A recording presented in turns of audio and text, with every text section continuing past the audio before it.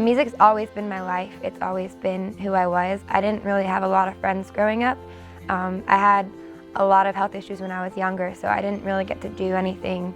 Like, all my friends played sports and were always hanging out, and I was always a weird girl who was hanging out with her horse and writing songs and usually singing them to the horse, because she's the only one that knew that I wanted to do music for a while. I remember when I was little, my grandpa had a guitar that I always thought he could play and didn't realize till later that he never actually knew how to play guitar. But I thought he was Johnny Cash, so we'd be sitting out in the garage working on, he had some old cars that we would pull apart together and have country music blaring in the garage and listening to it. He'd have the old guitar out, and I'd be strumming on it, trying to figure out how to make it do something cool. And I would sit around, and songwriting became my outlet. It became the way that I could talk about my life and how I'd get through things in my life. I didn't really know how to just say it, and so songwriting became that thing for me. And it really became how I could be me and not be judged for it. I guess my goal is to be the best person that I can be, to love people and push them in the direction of their dreams, because I've had so many people on my journey that have done that for me.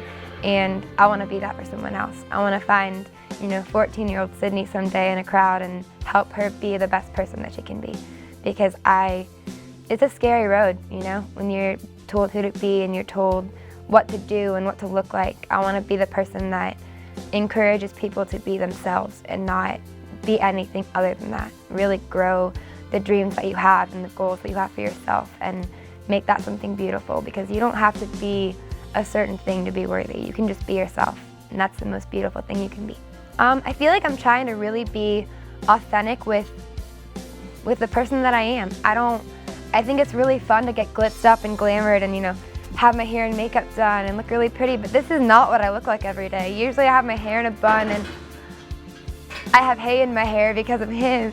I have dirt all over me, and it's fun, and I love being a girly girl and having fun with it. But there's times when I don't want to do that, and it's fun when you can choose that on your own and you can play around with it. But having a team of people telling you, like, oh, you don't have any makeup on, your hair's in a bun, like, this is not, you don't look like a star, you don't look important. Like, how's that supposed to make you as a girl feel? Like, when you're picked apart, when you've spent your entire life looking in the mirror to see if what you see is good enough, and if it's okay enough, or if you should skip dinner and lose 10 pounds and then maybe somebody will think that you're important. I'm not that person. I'm definitely going to eat all the chicken nuggets, and I have no problem eating carbs. That's part of what I'm Italian, that's what we do.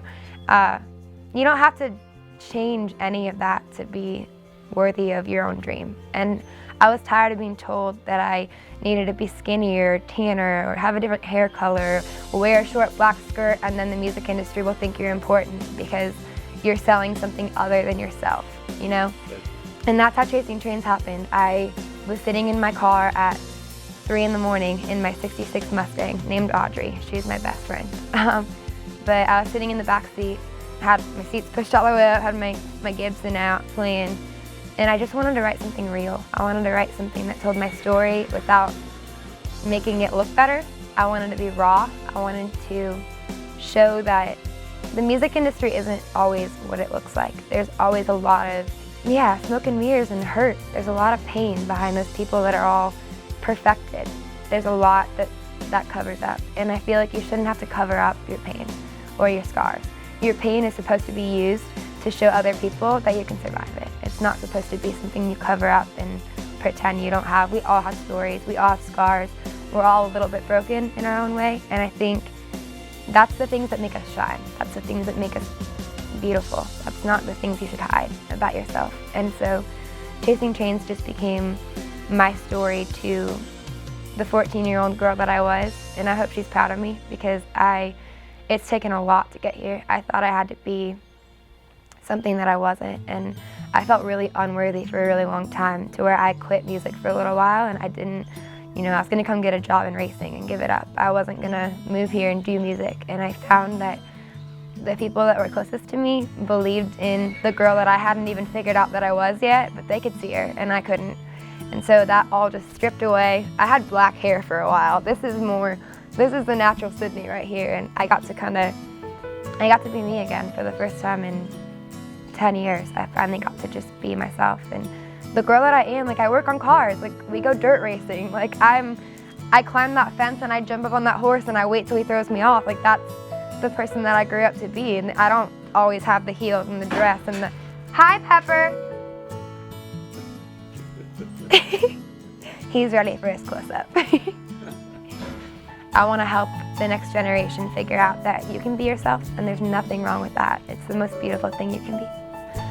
The team I have around me right now is full of authentic, beautiful people that have great hearts, and I'm very excited to, when I get to the point where I am where I want to be, I want to know it's those people that help get me there. The people that I've seen through the makeup and the glitz and the glamour and the show that Nashville and the music industry seem to put on.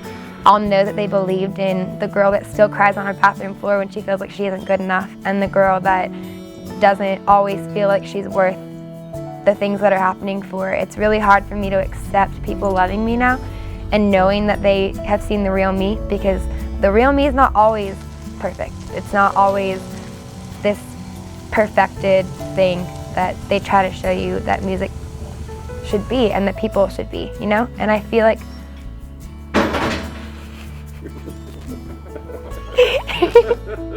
we hear you.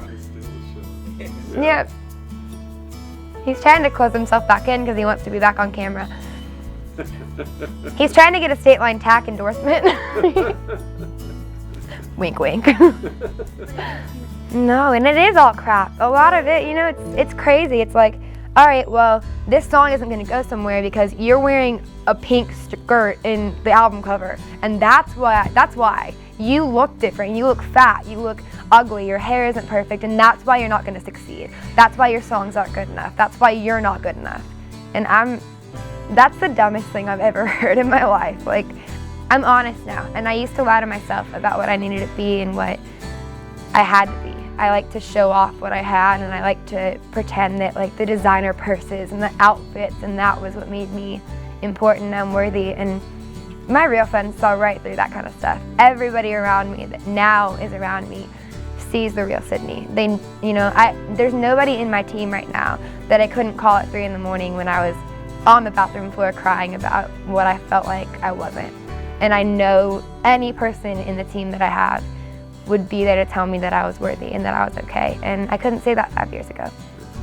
A Little Bit of Jesus is a song that I wrote probably 5 years ago now, and that was after I'd come home to Iowa for a year to kind of take a break from Nashville. I was just getting kind of burnt out on everything, and so I didn't know anything else but to run home. That's kind of what, you know, the cornfields never let you down. You always know who you are when you get lost in one of those. But that song happened on my grandma's, actually it was in the backyard on the tailgate of our old Ranger that I learned to drive on, a little 5-speed 93 Ranger that truck has seen better days because of me. But I wrote a lot of my songs in the tailgate of that truck, and I sat back there one night and I was just looking up at the sky, and I felt so small and so alone, and all of a sudden I just had this peace come over me where I didn't feel alone. And I guess I want the world to see that I'm not trying to be anything anymore that I'm not. I really want people to see that, you know, Jesus loved people. He showed